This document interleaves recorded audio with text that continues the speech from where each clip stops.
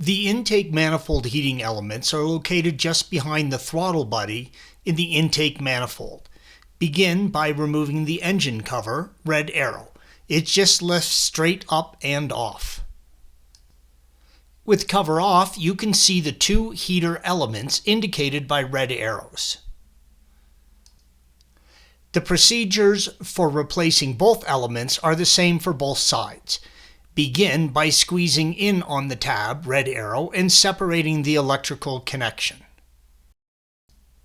Use a T20 torque and remove the single screw holding the heater in place.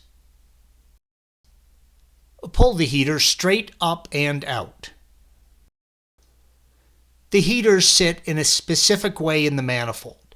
There are two metal strips, red arrow, that it goes between and will only fit in one way. Take note of this when you're removing them. Installation is the reverse of removal. Make sure to put some Porsche synthetic grease on the O-ring gasket.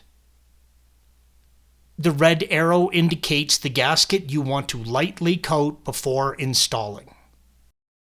Thanks for watching.